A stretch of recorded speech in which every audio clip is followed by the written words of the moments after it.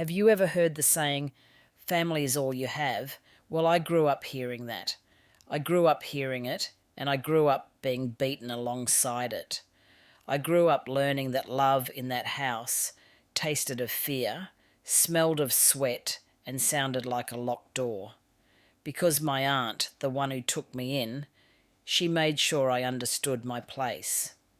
My name is Emily Hope, and I'm 80 years old. I'm from Savannah, Georgia, a city known for its charming squares and Spanish moss, but for me, it holds the echoes of a childhood that was anything but charming. What I'm about to tell you isn't a simple tale. It's a story etched into my bones, a scar on my soul that time has never fully healed. But it's a truth, and some truths, no matter how painful, must be spoken. I remember the first time I truly felt the weight of that saying, family is all you have. It was a cold, damp morning, the kind that seeps into your bones, when the kind-faced woman from the orphanage, Mrs. Albright, led me by the hand to a large, imposing house on the outskirts of town. My parents, bless their souls, had succumbed to the influenza epidemic that swept through our small community, leaving me, a bewildered 8-year-old, utterly alone. Mrs. Albright had spoken of my Aunt Susan, a distant relative, as a beacon of hope, a kind soul who would offer me a new home, a new family.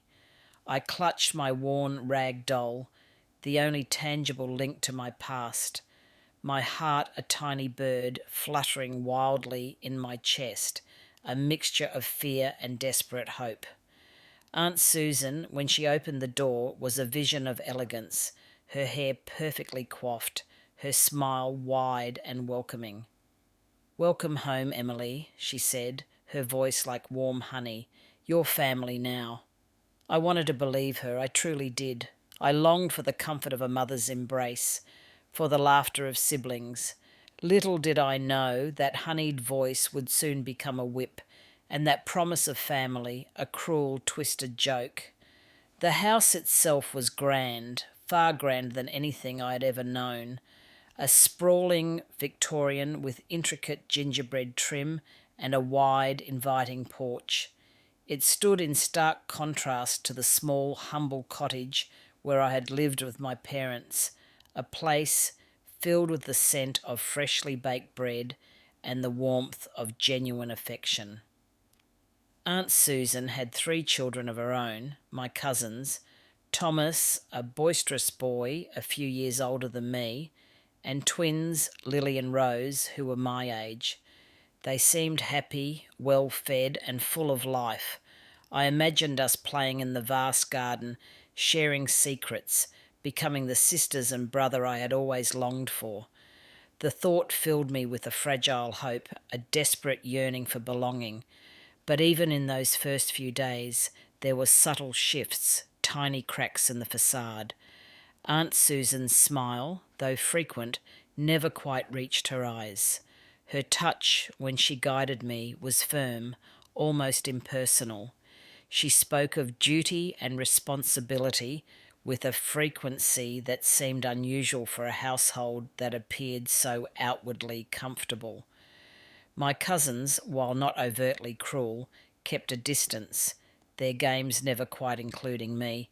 I was always on the periphery, an observer rather than a participant. I remember one evening, as I watched them play a lively game of tag in the twilight, Aunt Susan approached me. "Emily," she said, her voice soft but with an underlying steel, "you must learn to be useful. We don't have room for idle hands in this house." I nodded, eager to please, eager to earn my place. I had no idea that useful would soon become synonymous with slave, and that the promise of a new family would quickly devolve into a nightmare of endless labour and relentless humiliation. This was the beginning of my new life, a life where the very air I breathed felt heavy with unspoken expectations and a chilling sense of dread. My early years, before the shadow of loss fell upon me, were a symphony of simple joys in a small, sun-drenched cottage on the outskirts of Savannah. My parents, bless their gentle souls, were the anchors of my world. My father, John, was a quiet man, a carpenter by trade, whose hands, though rough from shaping wood, were always tender when they held mine. He smelled of sawdust and pine, a comforting aroma that spoke of stability and hard work. My mother, Mary, was the heart of our home, a woman whose laughter was like wind chimes in a summer breeze. She smelled of freshly baked bread and wildflowers, and her voice, soft and melodious, could soothe any fear. We didn't have much in terms of worldly possessions, but our home was rich with love, laughter, and the quiet rhythm of a life lived simply and honestly.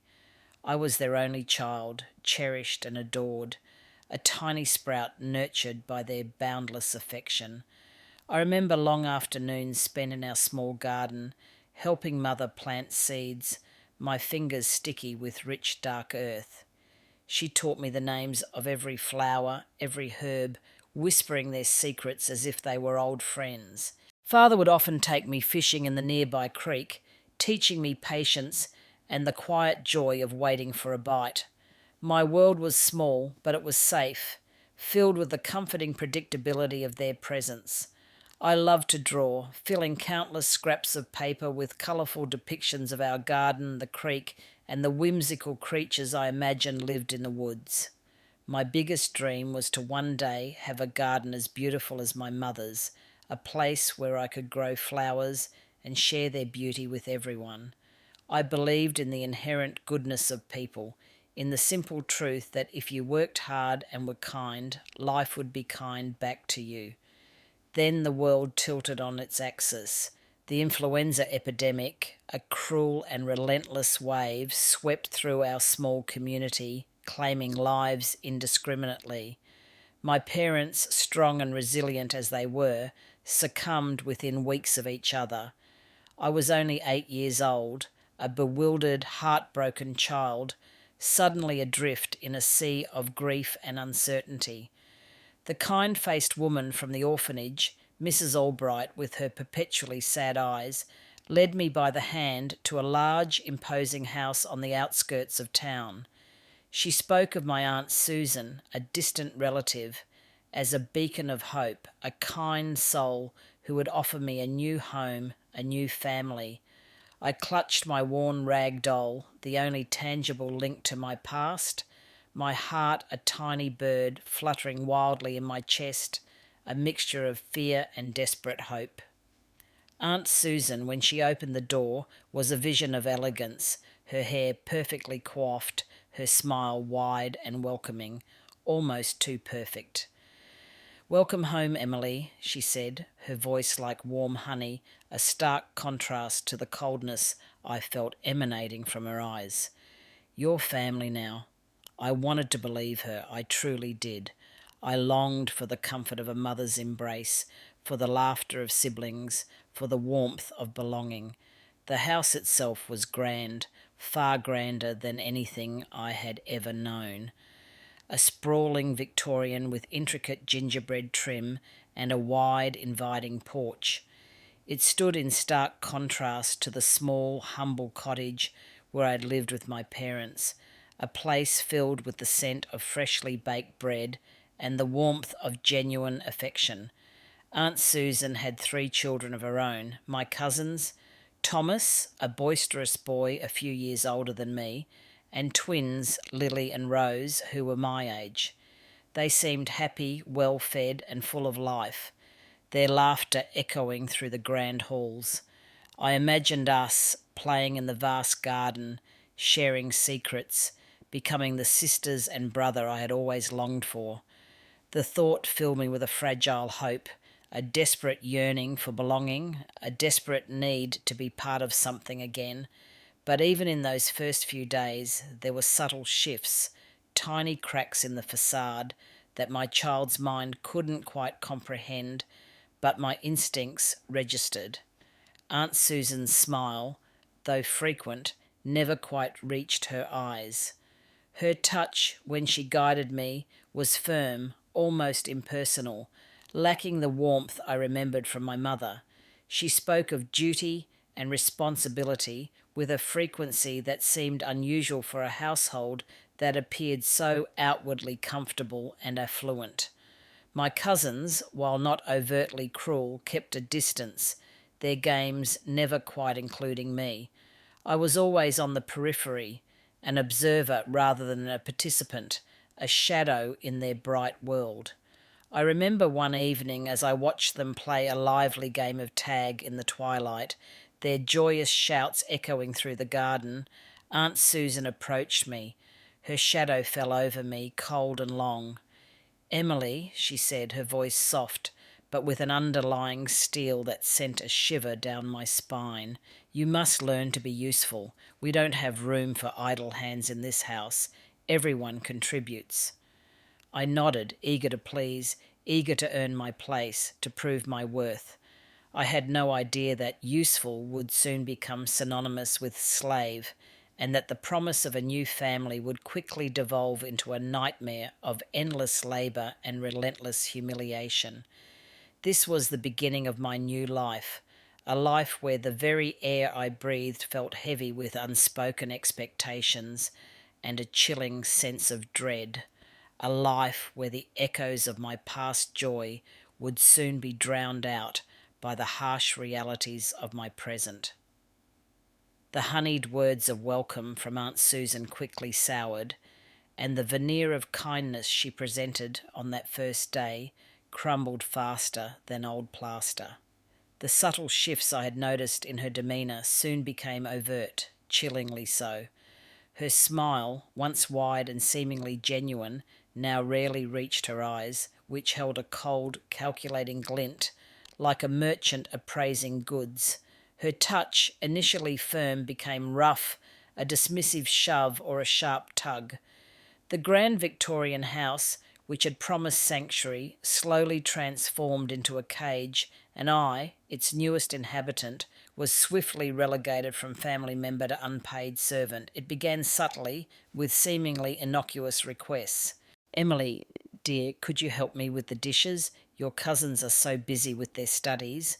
Or, "The garden needs weeding, and you have such a light touch, unlike Thomas." I, eager to please, eager to earn my place, would comply without question. But these requests quickly escalated into demands, then into an endless, relentless cycle of labour.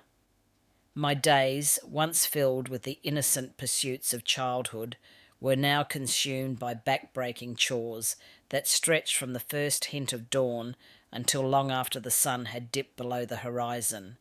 I was the first to rise, roused by the clatter of pots and pans from Aunt Susan's early morning preparations, and the last to sleep, often collapsing onto my thin cot long after the rest of the household was deep in slumber. My tasks were exhaustive and varied, each one designed to break my spirit and exhaust my body. I scrubbed floors until my knees ached, and my hands were raw, polished furniture until my reflection stared back at me, distorted and tired. I cooked for the entire family, a sprawling brood of 5, often with meagre ingredients, and under the constant threat of Aunt Susan's sharp tongue if anything wasn't to her exacting standards. "This stew is bland, Emily. Are you trying to starve us?" she'd snap, even as her own plate was piled high. I cared for my cousins, feeding them, dressing them, and entertaining them, while they, emboldened by their mother's example, treated me with increasing disdain. "Fetch my ball, Emily," Thomas would demand, or Lily and Rose would giggle as they deliberately spilled milk, knowing I would be the one to clean it up. The most insidious form of abuse, however, was the constant, relentless humiliation. Aunt Susan would berate me incessantly, her words a corrosive acid that ate away at my self-worth. "You're a burden, Emily, an ungrateful orphan. You deserve nothing more than the scraps you eat." And scraps they were. While the family feasted on hearty meals, I was given the leftovers, often cold, sometimes spoiled, always insufficient. I learned to eat quickly, furtively, my stomach a constant knot of hunger. The cousins, witnessing their mother's treatment, quickly adopted her cruel ways. They would mock my worn clothes, my tired eyes, my quiet demeanour. "Look at the little maid," Thomas would sneer, and Lily and Rose would echo his words, their childish voices sharp with malice. I was an outsider, an object of scorn, a living example of their mother's power. My father, bless his memory, had been a kind man, but his absence left me utterly defenceless. Aunt Susan's words were carefully chosen, designed to chip away at my spirit without leaving visible marks that could be questioned. She never laid a hand on me, not directly, but her words were far more damaging than any physical blow. "You're lucky to have a roof over your head, Emily.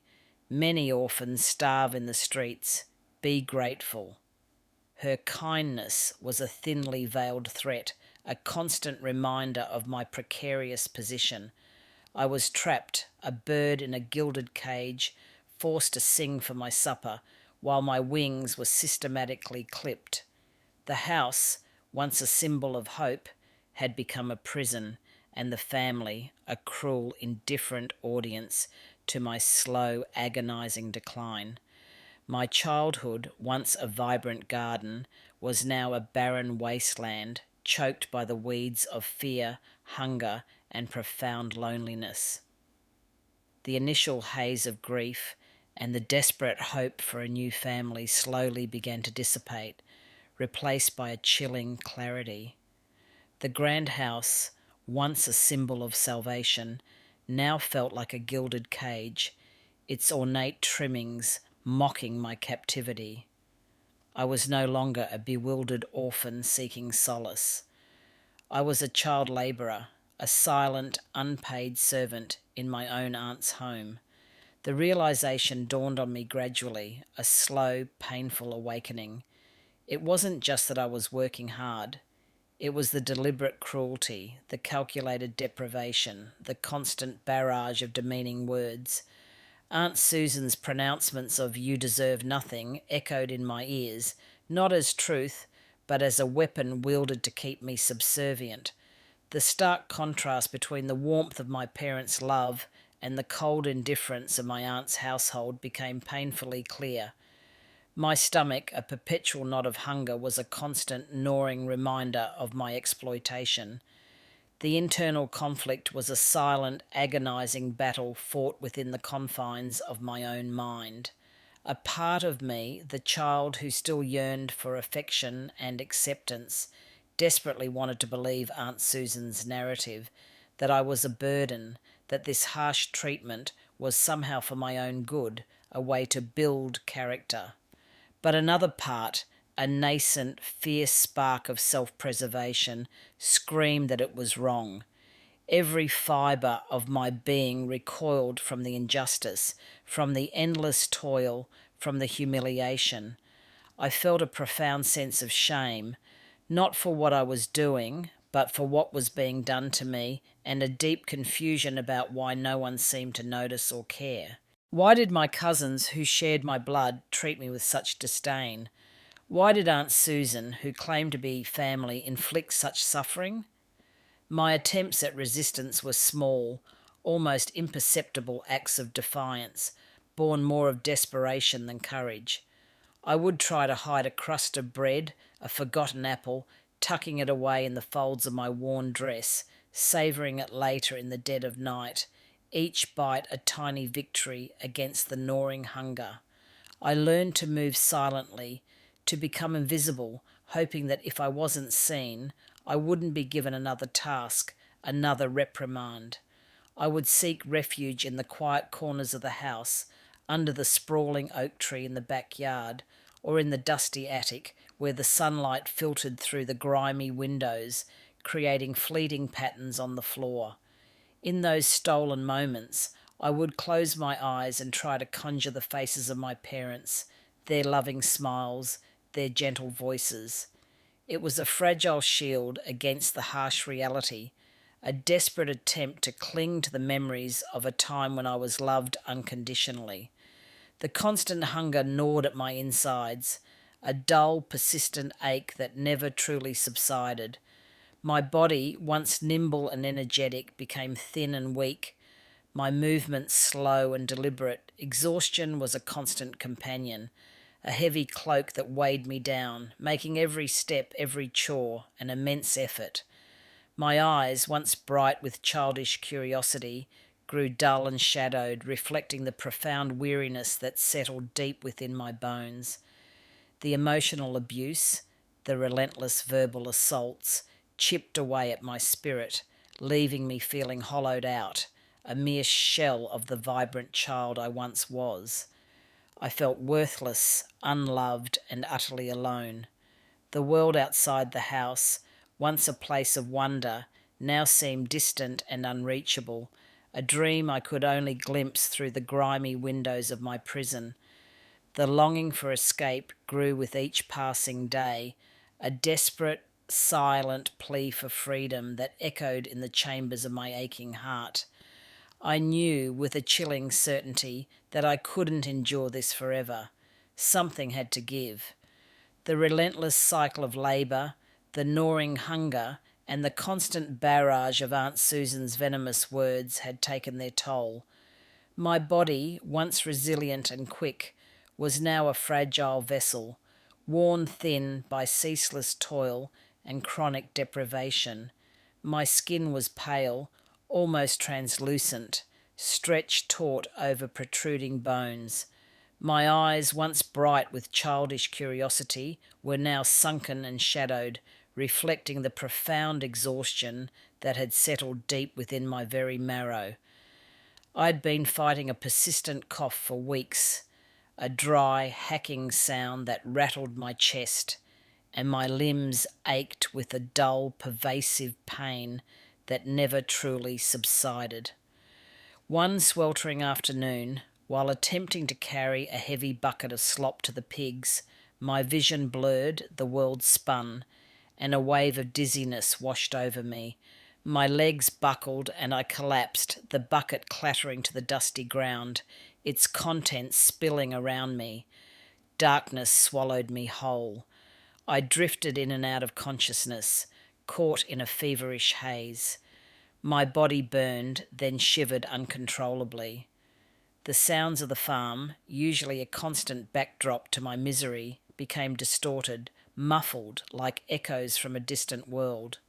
I heard voices, faint at first, then clearer. Aunt Susan's voice, sharp and impatient, followed by the softer, hesitant tones of Mrs. Davis, our elderly neighbour, whose garden bordered ours. Mrs. Davis was a quiet woman with kind eyes and a reputation for tending to stray animals and neglected children, though her interventions were usually subtle, a shared glance, a whispered word of encouragement. "She's just being dramatic, Martha," Aunt Susan hissed, her voice closer now, laced with a familiar contempt. "Always looking for attention. I tell you, that girl is nothing but a burden, a useless mouth to feed. I took her in, out of the goodness of my heart, and this is the thanks I get. Lying there like a sack of potatoes, probably just trying to get out of her chores. She's good for nothing, absolutely nothing." The words useless, nothing, good for nothing pierced through the fever-induced fog, striking me with the force of a physical blow. They echoed in the hollow chambers of my mind, not as a confirmation of my worthlessness, but as a searing indictment of her cruelty. In that moment, something shifted deep within me. The despair, the resignation, the silent acceptance of my fate began to crack. A tiny, fierce spark ignited, fueled by a rage I hadn't known I possessed. Useless? Nothing? I had scrubbed her floors, cooked her meals, cared for her children, worked her fields, all while subsisting on scraps. I had given her everything I had, and she still saw me as nothing. The injustice of it, the sheer, unadulterated malice of her words, was a revelation. I lay there, my eyes still closed, but my mind was clearer than it had been in months. The fever, instead of weakening me further, had burned away the last vestiges of my childish innocence, the last threads of hope that Aunt Susan might one day see me as family. She wanted me to be nothing, to believe I was nothing, but I was not nothing. I was Emily. I was my parents' daughter, and I would not let her break me. The thought solidified into a burning resolve. I would not die here, forgotten and worthless. I would not be her sacrifice. I would survive. I would fight. I heard Mrs. Davis's voice, firmer now, tinged with a quiet anger. "Susan, she's burning up. She needs a doctor. You can't just leave her here." "Nonsense, Martha. A little rest is all she needs. She'll be fine. Just trying to get out of work, I tell you." "No!" Mrs. Davis's voice was surprisingly strong. "I won't stand by and watch this. I'm taking her to town. If you won't help her, I will." Aunt Susan's voice rose in a shrill protest. "You meddling old woman! This is none of your business. She's my responsibility." "Your responsibility?" Mrs. Davis retorted, her voice dripping with scorn. "You call this responsibility? This child is wasting away."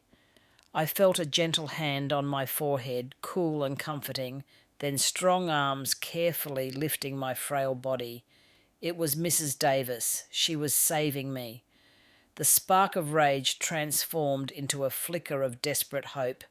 I was too weak to speak, too weak to open my eyes, but I clung to her, my small, emaciated body a testament to the truth of her words. This was it. This was my chance. I would not let it slip away. I would live. The last thing I remember before the darkness claimed me was the searing rage in Aunt Susan's voice, the contempt in her words, and the surprising, firm resolve in Mrs. Davis's tone. When I next surfaced, it was to the gentle rocking motion of a wagon, the rhythmic clip-clop of a horse's hooves on a dirt road, and the soft, comforting murmur of Mrs. Davis's voice. My body ached in every joint, a dull, persistent throb, but the burning fever had receded, leaving me weak but lucid. I opened my eyes to find myself nestled in a makeshift bed of blankets in the back of Mrs. Davis's old farm wagon, the night sky a vast, star-studded canvas above me. Mrs. Davis sat beside me, her hand gently stroking my forehead, her face etched with a concern that felt like a foreign yet welcome sensation. "Easy, child," she whispered, her voice raspy but kind. "We're almost there, just a little further." Where are we going?" My voice was a dry, brittle whisper, barely audible. "To the doctor in town, dear. You're safe now. You're safe." Her words were a balm, soothing the raw edges of my fear. I clung to them, to the warmth of her hand, to the promise of safety. The journey felt endless, each bump in the road a jolt to my fragile frame, but I held on, a tiny flicker of hope burning in my chest. The scent of fresh hay in the wagon, mingled with the earthy smell of the road, was a stark contrast to the stale, oppressive air of Aunt Susan's house. When we finally arrived in the small town of Willow Creek, the doctor's office was a beacon of light in the pre-dawn gloom. Dr. Peterson, a kind-faced man with spectacles perched on his nose, examined me with a grave expression. He spoke in hushed tones with Mrs. Davis, his words like severe malnutrition, dehydration, and exhaustion floating in the air. He gave me a warm broth, the first truly nourishing food I had tasted in what felt like an eternity, and a small bitter pill that, unlike Aunt Susan's, brought a gentle, healing sleep. While I rested, Mrs. Davis, with a quiet determination that belied her gentle demeanour, went to the local sheriff. She laid bare the truth of my situation, detailing the endless chores, the meagre scraps, the constant verbal abuse, and my emaciated state. The sheriff, a stern but fair man named Sheriff Brodie, listened intently, his face growing grimmer with each word. He knew Aunt Susan, a prominent figure in the community, and the idea of her mistreating an orphan was a scandal waiting to erupt. The next morning, Sheriff Brodie, accompanied by Mrs. Davis, arrived at Aunt Susan's grand Victorian house. I was not there, but I later heard the details from Mrs. Davis. Aunt Susan, initially indignant and outraged, denied everything. "This is preposterous. Emily is a difficult child, prone to exaggeration. I took her in out of charity. She was always ungrateful, always rebellious," she shrieked, her voice echoing through the very halls where I had toiled in silence. She tried to paint me as a liar, a troublemaker, someone who was simply trying to escape her responsibilities. But Mrs. Davis stood firm, her quiet testimony unwavering, detailing my physical condition, the marks on my body, the testimony of my emaciated frame.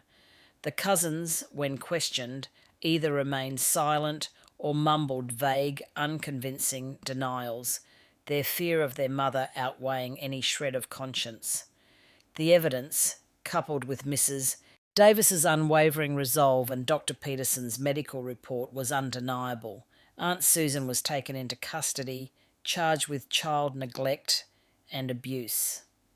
The grand house, once a symbol of her supposed benevolence, was now a scene of public shame. My mother, who had always been so careful to maintain appearances, would have been mortified.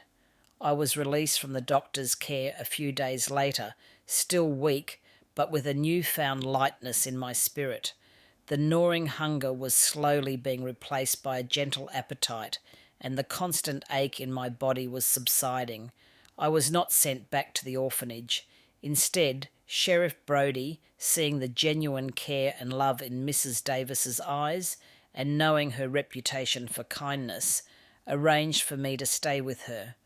Her small, humble cottage, filled with the scent of freshly baked bread and the warmth of a crackling fire, felt like the safest place on earth. It was a stark contrast to the cold, imposing grandeur of Aunt Susan's house. But it was a home, a true home, filled with a quiet, unassuming love that I had almost forgotten existed. I was free, but the challenges of that freedom, the long road to truly heal, were just beginning. The small, humble cottage of Mrs. Davis became my sanctuary, a haven of quiet warmth and unwavering kindness after the cold, oppressive grandeur of Aunt Susan's house. My physical recovery, though slow, was steady. Mrs. Davis, with her gentle hands and knowing eyes, nursed me back to health. She prepared nourishing broths and soft foods, coaxing my stomach, accustomed to scraps and hunger, back to accepting sustenance. The scent of her homemade bread, always fresh and warm, filled the air, a stark contrast to the stale, often spoiled food I had been forced to consume. Each meal was a small victory, each bite a step away from the gnawing emptiness that had become my constant companion. My emaciated frame slowly began to fill out, my skin regaining a healthier hue, and the dull ache in my bones gradually receded. But the physical healing was only one part of the battle. The emotional and psychological wounds ran far deeper, festering beneath the surface. Sleep, though no longer haunted by the fear of Aunt Susan's demands, was often restless, plagued by nightmares of endless chores, of my cousins' sneering faces, of Aunt Susan's voice echoing, "You deserve nothing." I would wake up in a cold sweat, my heart pounding, the phantom weight of a scrubbing brush still in my hands. Mrs. Davis would be there, a comforting presence, offering a warm cup of chamomile tea and a quiet, reassuring presence.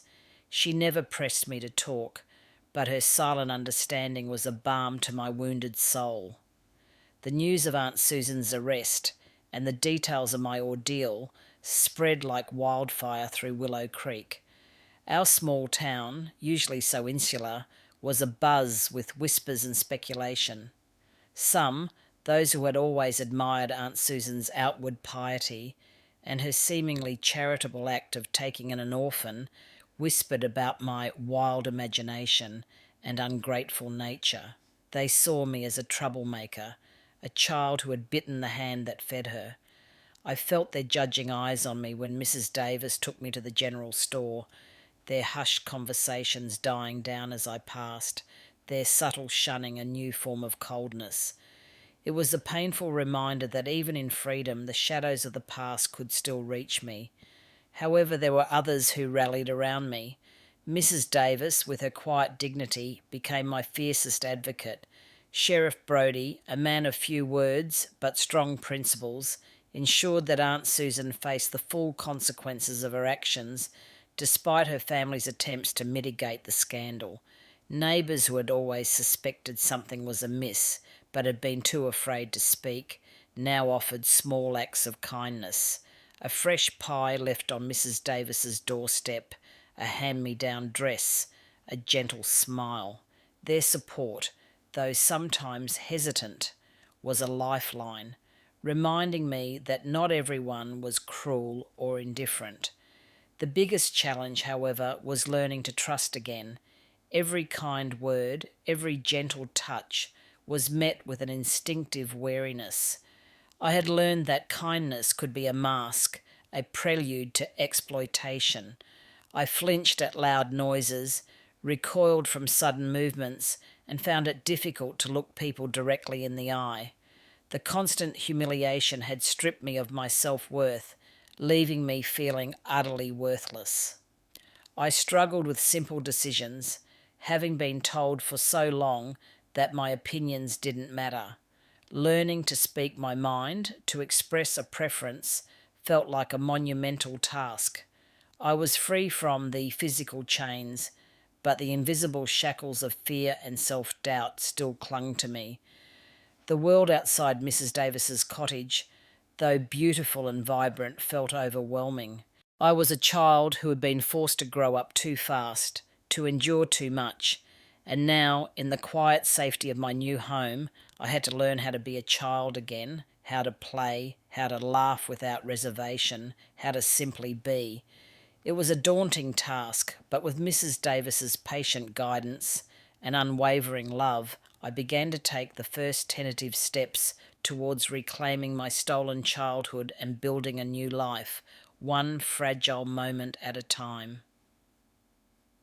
The small, humble cottage of Mrs. Davis, with its perpetually warm kitchen and the comforting scent of herbs, became the crucible in which my shattered spirit slowly began to mend. It was a long, arduous process, not a sudden burst of light, but a gradual, painstaking reconstruction, like rebuilding a house brick by painful brick. Mrs. Davis, with her quiet wisdom and boundless patience, was my anchor. She never pushed, never demanded, simply offered a steady hand and an open heart. She taught me the rhythm of a peaceful home, a stark contrast to the chaotic tyranny I had known. I learned to tend her small vegetable patch, feeling the rich earth beneath my fingers, a tangible connection to life and growth. I learned to bake bread, the simple act of kneading dough, a meditative practice that soothed my anxious mind. One of the most profound gifts Mrs. Davis gave me was the gift of literacy. She would sit with me every evening after the supper dishes were put away and patiently teach me to read and write. My fingers, once calloused from scrubbing floors, now learned to hold a pencil, to form letters, to string words together.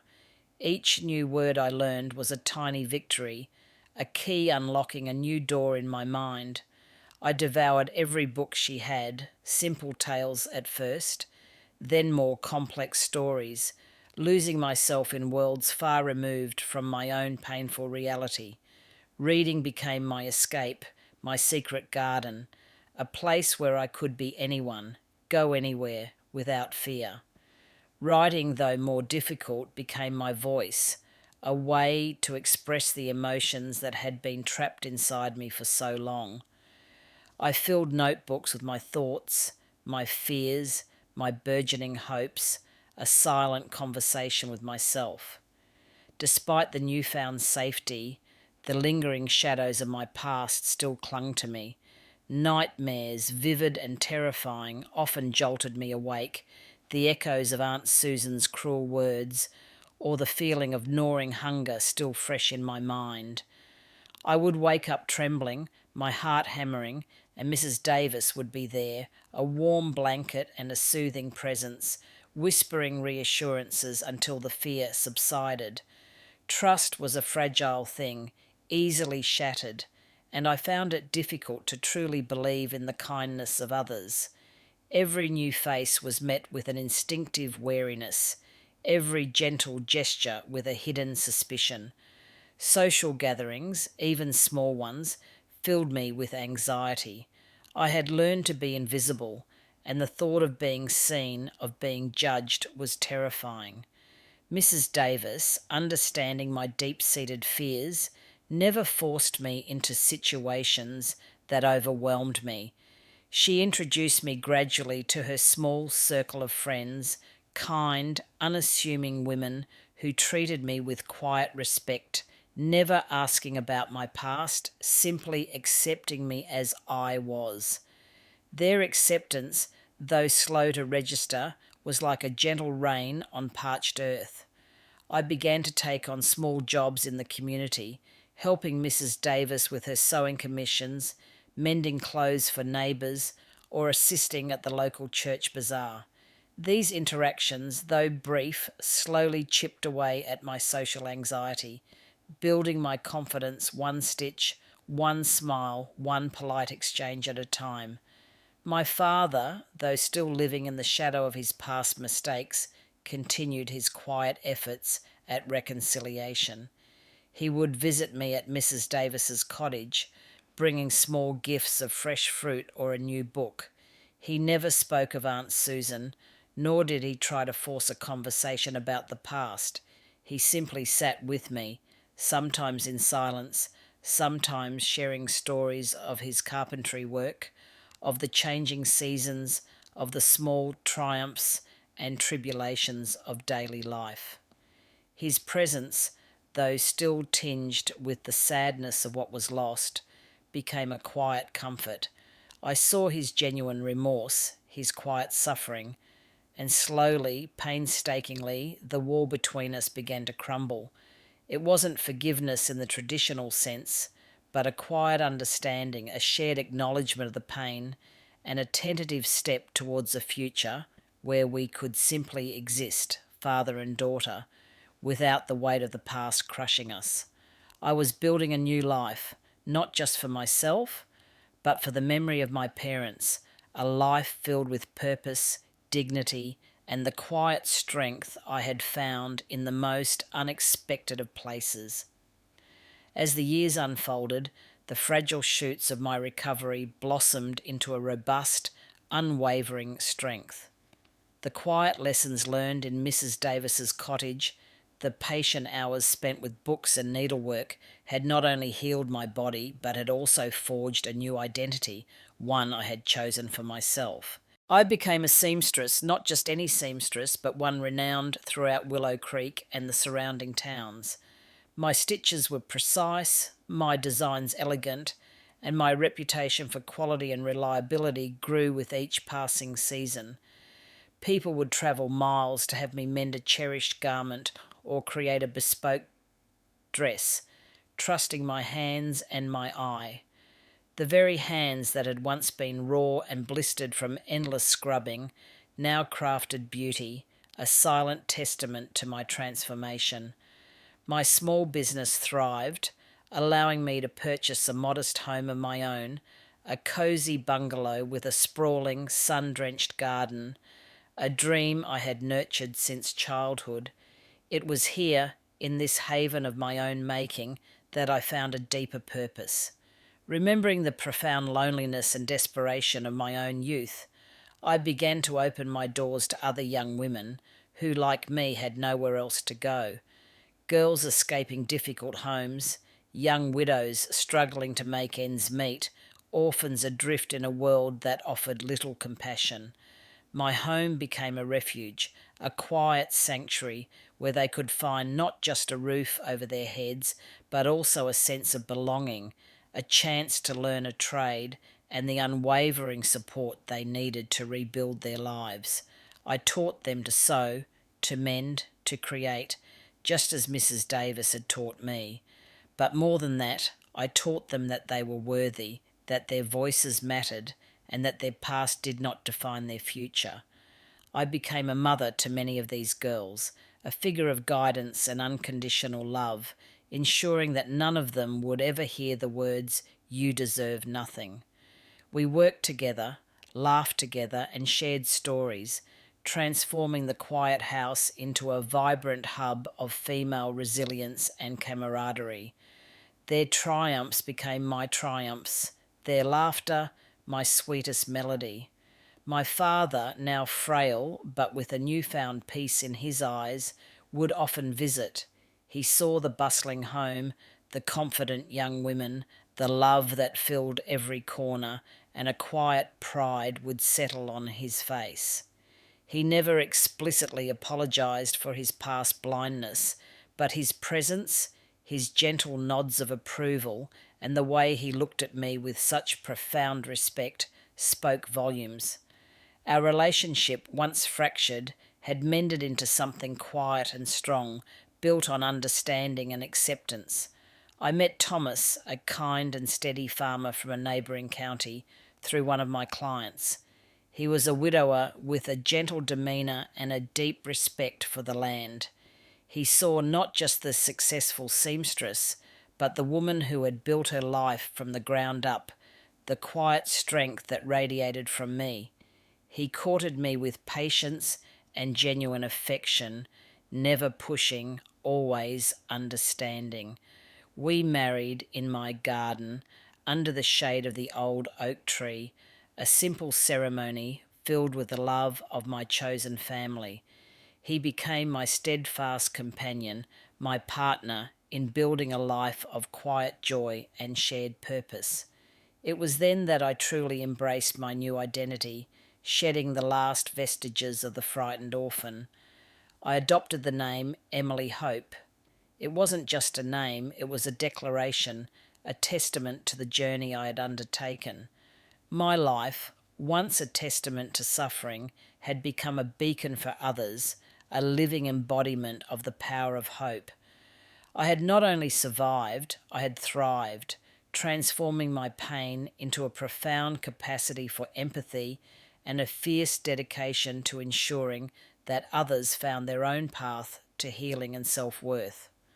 I was no longer defined by what had been done to me, but by what I had chosen to become.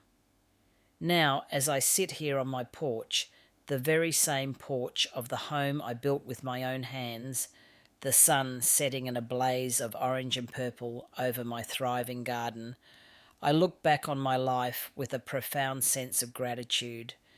The air is thick with the sweet scent of jasmine and the gentle hum of evening insects, a symphony of peace. The scars remain, etched into my memory, a permanent reminder of the battles I fought, the trials I endured. They are like the lines on an ancient map, showing the treacherous paths I navigated, but also the distant, beautiful destinations I reached. But they no longer define me. They are simply a part of the tapestry of my life, a testament to the indomitable strength of the human spirit, a badge of honour for the arduous journey I have travelled. My Aunt Susan, the woman who once held my life in her cruel hands, eventually faced the consequences of her actions. The legal process was slow, as is often the case, but the evidence, bolstered by Mrs. Davis's unwavering testimony and the quiet courage of others who had witnessed her cruelty, was undeniable. She was convicted of child neglect and abuse, and though she never served a long sentence, the public shame and the loss of her social standing were, for her, a severe punishment. Her grand house, once a symbol of her supposed benevolence, was eventually sold, its grandeur fading into disrepair. My cousins, Thomas, Lily, and Rose, grew up to be shadows of their mother, perpetuating cycles of bitterness and resentment. They never sought me out, and I, in turn, found no solace in their presence. Their stories are intertwined with mine, a complex web of pain, and for some, the bitter taste of their own making. But my story, my dears, is not about them. It is about me. It is about the little girl who was silenced, who was broken, but who refused to stay down. It is about the woman who rose from the ashes, stronger and more compassionate than ever before. It is about the power of truth, the resilience of the human spirit, and the unwavering belief that even in the deepest despair, light can be found, and a new beginning is always possible. I am a living testament to the fact that the human spirit, when nurtured and believed in, can overcome even the most profound darkness. I continued my work as a seamstress for many decades, my hands, once raw and aching, now nimble and precise, creating beauty from fabric. My home became a beacon for countless young women, a place where they found not just shelter but dignity, education, and the courage to forge their own paths. My garden, once a distant dream, flourished, its vibrant colours a constant reminder of life's enduring beauty. My husband Thomas remained my steadfast companion until his passing a few years ago, his quiet love a constant source of strength and comfort. My adopted daughters, the young women I mentored and loved, now have families of their own, and their children call me Grandma Emily, a title I cherish more than any earthly possession. So, my dears, listen to the whispers. Listen to the children. Believe them. Do not let fear or convenience blind you to the suffering of others. Do not turn a deaf ear to the cries that are often hidden behind closed doors or polite smiles. For true healing begins when we dare to speak our truth, when we dare to believe in the power of love, and when we choose to live, truly live, even after the storm has raged and left its mark. Every sunrise is a new opportunity, every breath a victory. My life was a battlefield, but I won. And today, every stitch I sew, every flower I tend, every story I share is a testament to the power of hope for those still bound. Remember my name, Emily Hope. It is the name I chose, the name that embodies my journey. And remember that freedom is not just a word, it is a choice, a journey, and a destination worth fighting for. It is the air you breathe, the ground you walk on, the voice you reclaim.